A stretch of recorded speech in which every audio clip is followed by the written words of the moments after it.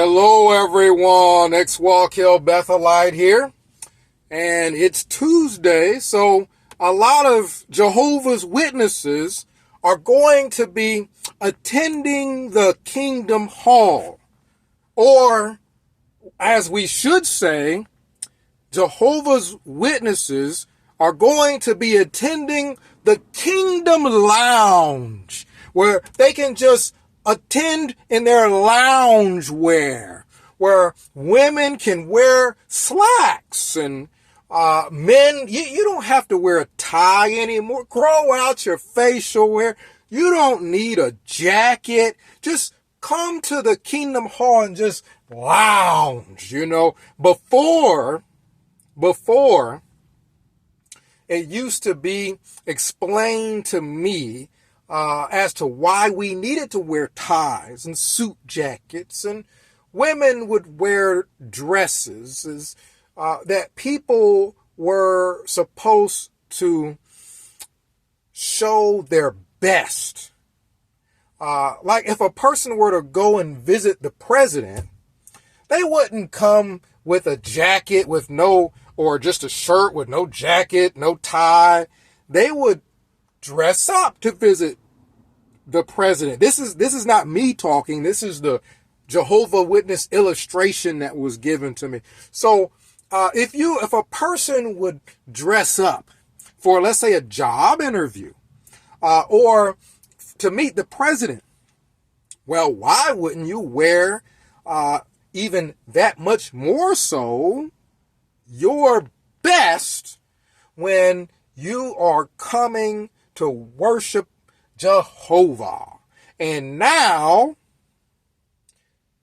they come and lounge with Jehovah. They just lounge with their women wearing pants and whatnot. And one thing about Jehovah's Witnesses is a lot of the women, they find some of the ugliest dresses known to man. Some of those dresses, if you look at what some of them wear out in field service and what have you, if you're not a Jehovah's Witness, field service is when they go out and start bothering people, knocking on everybody's doors, trying to give them their cult literature called Watchtower. Well, oftentimes you would see them in dresses, and I would wonder, why would anybody even make such a dress? Because surely they don't think that they could sell it. Look at it. It's ugly. It's hideous. Well, not only do they make it, Jehovah's Witnesses buy it, and they wear some of the ugliest dresses known to man. And now they are all going out. If the stores, the people in the retail agents, agencies and that line of work, the retail, if you see a bunch of women just buying up all your pants and slacks, it's probably Jehovah's Witnesses. And I can guarantee you, some of them looking for some of the ugliest slacks known to man. That is neither here nor there. The issue that I have is a theological issue with Jehovah's Witnesses, because for the longest time, the general public, looked at Jehovah's Witnesses as people who took the Bible seriously. That's how it was when I grew up. They would see us out knocking on doors, and they would say, well, those people take their religion seriously. I even see it on YouTube. When a YouTuber approaches Jehovah's Witnesses that might be standing next to a cart, they even say, well, I tell you one good thing about Jehovah's Witnesses. They take their religion seriously. That is not true. That is extremely false. The only good thing most Christians can think of to say about Jehovah's Witnesses, about at least you guys take your religion seriously, ain't even true. Because these people are all going to the Kingdom Hall, lounging, with no tie. The whole dress code is out the window. Why is it out the window? Because they were never dressing up for God. That was never the motivation. They were never dressing up because of anything scriptural. It's not that Jehovah's Witnesses take the Bible seriously. It's that they take their cult leadership seriously. So you can't say that Jehovah's Witnesses take religion serious or God seriously or the Bible seriously. They just do whatever the cult leader tells them to. This is just a regular cult. Most cults, the people do what the cult leader says. So if you see a bunch of cult members and they're all being obedient to the cult leader or leaders, that's typical of a cult. When you had the FLDS and you had 6-year-olds marrying grown men because the cult leader told them to. It's not that they take religion serious. It's not that they take the Bible serious. It's that they listen to their cult leader. It's a cult. Jehovah's Witnesses, for so long, all the men would be clean shaven. They wouldn't wear beards. It had nothing to do with Jehovah. It had nothing to do with anything in the Bible. It had everything to do with them being obedient to the cult. The same is true with their attire. If a cult leader gets on a broadcast and tells them that they ain't got to wear anything dressy to the hall anymore, they're going to stop doing it. It's not about how they think Jehovah feels when they show up with no tie, no jacket. They have ties, they have jackets, they've been wearing them all this time, but they just decide they ain't wearing them no more because a group of men told them to.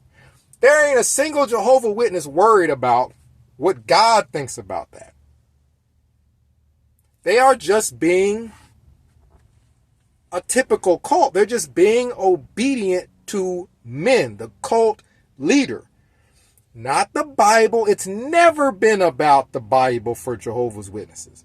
Never. It's always been a cult. And what people in cults do is they obey a group of men, or if it's a woman leading the cult, the woman. They obey a person, a human, as if they were God. So this person or group of people become their idol that they worship. Jehovah's Witnesses worship men. If you didn't believe it before, you gotta believe it now when these men are changing darn near all the doctrine and teachings. If Jehovah's Witnesses thought that any of these teachings were coming from Jehovah or God or the Bible, they would refuse to stop dressing up to go to the meeting. They would refuse to speak to people who are disfellowship. Any of the rules that Jehovah's Witnesses follow that people contribute, them having a serious view of the Bible or religion or God, to them being obedient to it. No, it's the men. It's a cult. They are obedient to men. And this is plainly obvious when a group of men tell Jehovah's Witnesses to jump and they just say how high. They don't have to be told a scripture as to why women can wear pants. They don't have to be told a scripture as to why men couldn't wear beards and now they can. Right? They just do it because a group of men told them to do it. Now, what do Jehovah's Witnesses get out of this? You got to ask yourself, well, what's their motivation for being so obedient to just a group of men? Do they think that these men are God? Well, to a certain extent, for a Jehovah's Witness, you got to understand, to them, Jehovah are the men in New York running their religion. That's who Jehovah is. Jehovah is, for Jehovah's Witness, Samuel Hurd. It was Tony Morris until they kicked him out from being Jehovah, so he's not Jehovah anymore. Loesch, if he's still alive. The guy that's always twitching and doing all them gyrations with his face. These are just a group of men. Right? But that's Stephen Lett that does all that. These men that I'm naming as a collective to Jehovah's Witness, they are Jehovah. What they say the Jehovah Witness does. There's never, they can't question, they don't question them. It's impossible to follow God and for everybody to behave as if they're robots doing whatever a group of men program them to do. So it's damning to the religion, because the one good thing people could say about Jehovah's Witnesses, they don't help out in the community, they don't help the sick, they don't help the poor, they don't do hardly anything for their own families usually. So the only thing that people could say is, well, at least they take their religion seriously. No, they don't. They are just following the cult. And one of the benefits that they get is this cult gives ordinary men with no kind of Bible background or education or anything like that. They give them accolades and they give them titles, and now you get to be called an elder now because you're doing what we tell you to do. These men get their ego stroked, essentially, and the women, well, they get to be called pioneer, and they get to share in the glory their husband gets as being given a title, an elder, circuit overseer, whatever these men say they are. That's what they get out of it. That's the reason why they're doing it. It has nothing to do with God. It has nothing to do with the Bible. Jehovah's Witnesses don't even read the Bible, and that's the honest truth. Jehovah's Witnesses read Watchtowers. The magazines printed by the cult is called Watchtowers. They read the Watchtowers in books that are printed by the cult. And the scriptures that they read are scriptures that are in those Watchtowers, which are the ones that the cult picks out for them to read. They don't read the whole Bible. They read the individual hand-picked scriptures the cult wants them to read. Another thing that always struck me as interesting is how Jehovah's Witnesses, this is a cult that shuns people, or in other words, when the cult leadership says to isolate this person, that means their whole family, all their friends, everybody then decides to stop talking to them and isolates that person, not just in the Kingdom Lounge, anywhere, not for just a week or two, not for just a month, for however long, it could be years, that they put their family through that torment. And all along, it's never been because the Jehovah Witness thought that they were serving Jehovah. Because if they thought, Jehovah did not want them to speak to people who were involved in any kind of activity, be it sexual activity or what have you.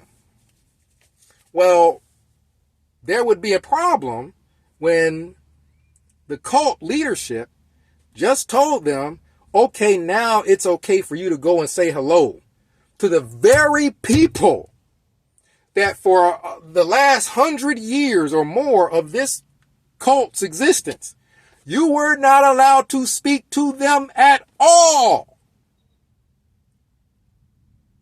Was the Jehovah's Witnesses treating their families in this inhumane, cruel manner because they thought it was in the Bible, or because they thought God wanted them to treat their families that way? No, because they just changed it. They just stopped doing it because the governing body told them to, or the leadership of the cult told them to. It's always been that the cult members have been tormenting their families for all these years because the cult told them to. It wasn't about nothing about no Jehovah, nothing about nothing, Bible. Because if it was Jehovah's Witnesses, when back in the day they would ban blood, any kind of blood transfusions or medical treatment involving blood, they would ban it. Well, when Watchtower just up and says, well, now, after we've thought about it, you can take blood fractions. There's some things you can take and some things you can't. Jehovah's Witnesses weren't asking, where's these scriptures showing what I can and can't take as far as medical treatments or as far as blood is concerned? Where's the scripture showing that? No, they just did it. They just did it.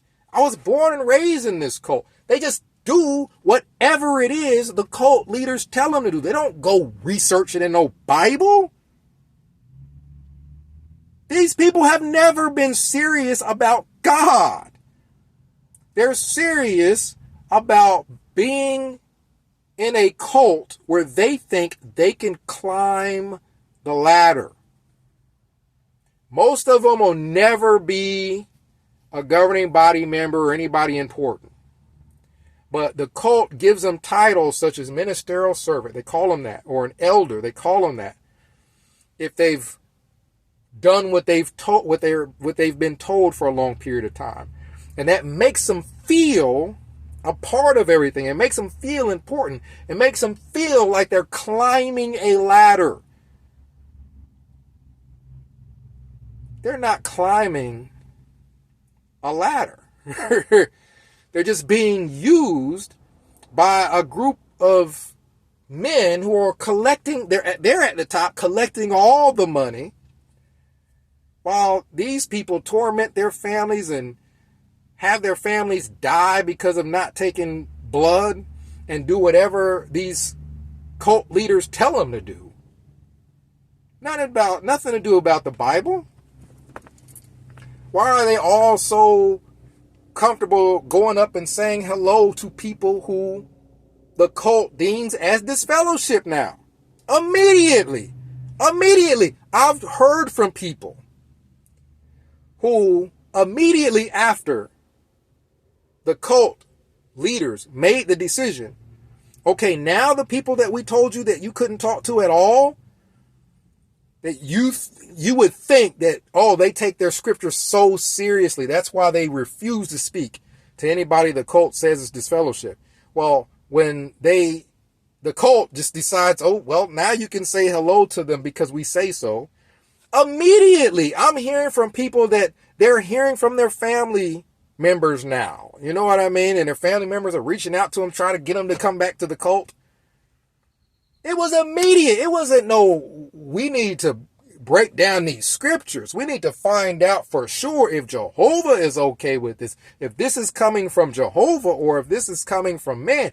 Jehovah's Witnesses do not look at the Bible. They just go by whatever the governing body says. And if the governing body gives them a scripture and says this is the reason why we're doing it, that's when Jehovah's Witnesses can monkey back or parrot back to you a scripture, and it sounds like they know what they're talking about because they're repeating what the cult leaders told them. But they've never really followed the Bible or read the Bible much at all. They do whatever the cult says. And now it is plainly obvious that these people are just in a cult, just doing whatever they're told. I've always also wondered, well, when the cult leaders made the rule that you're not allowed to talk to even your own family if they're involved with certain activities they deem as wrong, well, why is it that Jehovah's Witnesses are freaking jolly and happy and talking to anybody else? With anybody else, they're happy and smiling. When they go to the Kingdom Hall, you would think that they'd be sad and heartbroken because they can't talk to their own daughter. They can't talk to their own son or brother or sister or cousins. No, they come to the hall just smiling, just happy, just all in everybody else's face, smiling in front of they're standing next to carts in front of total freaking strangers. These strangers could be involved with who knows what. But Jehovah's Witnesses, they'll go and shake hands with anybody. I don't care if you're talking about where they work. Jehovah's Witnesses work in places where people use profanity. They watch pornography. They do all kinds of stuff. Do the Jehovah's Witnesses shun them? No, it's never been about the Bible. It's never been about how they feel about the Bible. It's been a conscious choice that I'm going to shun my family in specific because the cult told me to, not because of my family members' activities or what they're involved in. Otherwise, Jehovah's Witnesses would treat everybody the same way who are involved in different things. People who, whether you're baptized or not baptized. For Jehovah's Witnesses, as long as you don't get baptized, well, they don't have to shun you. That doesn't make any sense if this is a Bible principle that they're going off of they can't be around people involved with certain activities. Oh, yeah, they can. They can be around people all day, happy, smiling. But as soon as they're around you, then the evil comes out. As soon as they're around the person that they're trying to shun, then they think up all kinds of lies and things to excuse how they're treating you, right? These people are not Christian. They're not serious about religion. They are in a cult. And cults make people feel good by just being obedient to the cult. The reason why they're tormenting their families and not speaking to them isn't because of how they feel about wrongdoing. It's not that Jehovah's Witnesses feel that strongly about a clean Christian lifestyle. Otherwise, they would treat everybody the same way if that's the truth of the matter.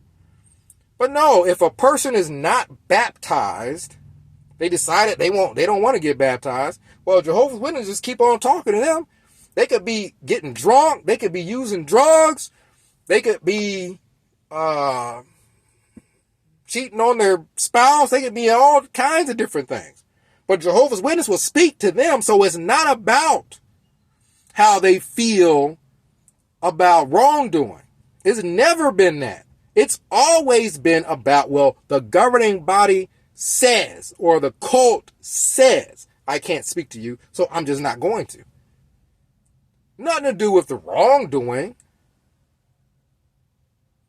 I've worked with Jehovah's Witnesses where, oh man, they're buddy with everybody at work, and these people at work are smoking, they're cussing, they're flirting with women that they're, they got a spouse at home, but they're flirting with women. As a Jehovah's Witness, they see all those things going on at work. But they're just smiling and happy and giddy with all these people. I've seen it growing up and never understood it. You're happy all the time with all these people, but with your relative that the cult told you not to talk to, oh, now all of a sudden you feel a certain way about how a person lives their life. Anybody else, it don't matter. That's the proof. It's never been about trying to keep Jehovah's name clean or anything like that. It's always been simple as the cult told me to. That's the reason why they do it. The cult told them to, and the cult gives them titles and accolades that they don't really have to earn. They can't get those anywhere else, where they're just going to walk around in public and people are calling them elders and whatnot.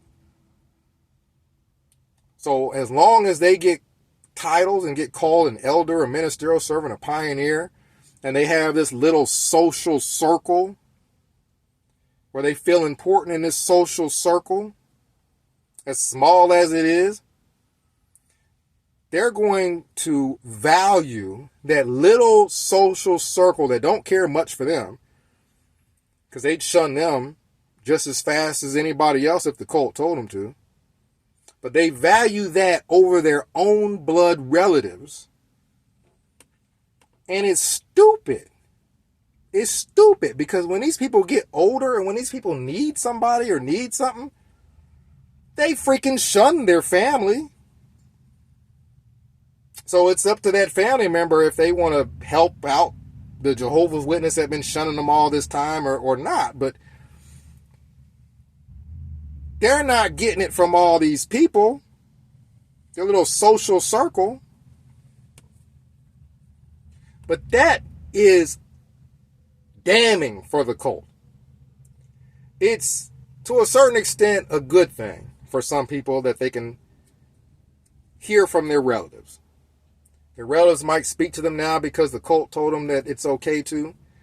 But it is also proof that disfellowshipping was never about being serious about Jehovah, the Bible, or Bible principles. Disfellowshipping was only ever a rule made by cult leaders. And that is the reason why they follow them. But they just go to the Kingdom Lounge in their lounge wear, smiling in everybody's face. They happy everywhere else. I know people who, they're a Jehovah's Witness and their family for the most part aren't. And their family celebrates all kinds of holidays. Well, Jehovah's Witnesses are supposed to feel a certain way about that. But no, the Jehovah's Witness goes and talks to all these people during the holidays. They go into their house while they have the Christmas tree up. And the Jehovah's Witness just goes in there and says hi to everybody and all these, because the cult didn't tell them not to talk to their family that's not a Jehovah's Witness, even though they're involved with celebrating holidays and everything else. It's never been about the holidays are bad, so I don't want to be around it. No, it's always been about, how do I look in front of the cult leadership, and how does that affect me getting a title or some accolades or being able to get up on a stage and preach in front of people, because they won't let me do that if I don't look good in front of them. But other than that, I can go and talk to people and be happy all day long around workmates that get involved with who knows what. You guys explain that to me. Explain down in the comments why I see Jehovah's Witnesses just happy as all get out with any and everybody else. Anybody, as long as there's somebody that heck else. I was about to drop the F-bomb. They'll talk to them on the phone all day, but if it's you, they got a time limit as to how long they'll talk to you on the phone. It's just ridiculous if they talk to you at all. Comment down below. X-Wall Kill Bethelite signing out.